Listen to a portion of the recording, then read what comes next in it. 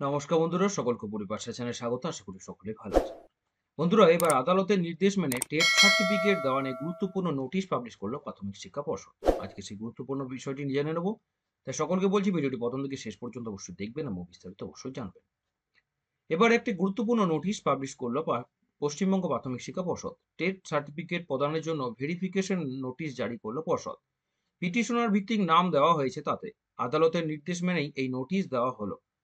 TET 2014 pass প্রার্থীদের তরফ থেকে টেট সার্টিফিকেট পাওয়া নিয়ে বেশ কিছু পিটিশন করা হয়েছিল কলকাতা হাইকোর্টে। তাদের অভিযোগ ছিল যে তারা টেট পাস করা সত্ত্বেও টেট সার্টিফিকেট পাননি। আদালত নির্দেশ দেয় যে 1 মাসের মধ্যে টেট সার্টিফিকেট দিতে হবে পর্ষদকে। আদালতের নির্দেশ মেনেই নোটিশ প্রকাশ করলো পর্ষদ। এই রিট পিটিশনের পরিপ্রেক্ষিতে মোট 724 জন প্রাথমিক টেট পাস প্রার্থীকে এই সার্টিফিকেট দেওয়ার জন্য তথ্য যাচাইয়ের উদ্দেশ্যে এই নোটিশ দেওয়া হয়েছে। এই বিষয়ে বিস্তারিত জানতে পর্ষদের ওয়েবসাইটে এই নোটিশটি পাবলিশ করা হয়েছে। এই যে নোটিশটি দেখতে পাচ্ছেন, সেটা কিন্তু 29 জানুয়ারি 2025 West Bengal board of primary এডুকেশনের সাইটেই প্রকাশ করা হয়েছে নোটিশটি। এবং সেখানে পরিষ্কারভাবে যে বিষয়গুলি উল্লেখ করা রয়েছে দেখুন, বিভিন্ন মামলার এখানে উল্লেখ করা রয়েছে। WPA নাম্বার দিয়ে বিভিন্ন নাম্বার কিন্তু এখানে উল্লেখ করা হয়েছে। ঠিক আছে?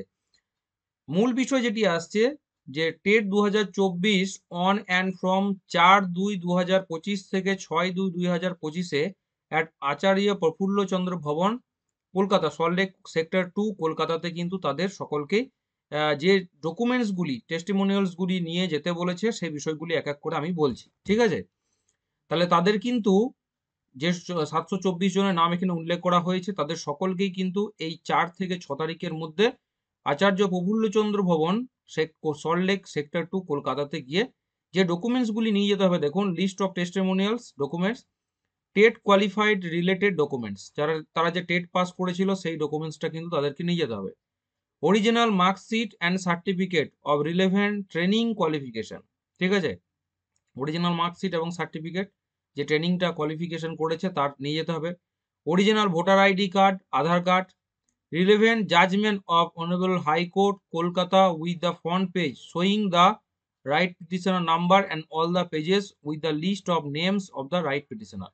এই যে জাজমেন্টের যে কপিটি, সেই কপিটির ফ্রন্ট পেজটা এবং তার যেখানে নাম রয়েছে সেই পেজটি কিন্তু তাদের সঙ্গে করে নিয়ে যেতে হবে।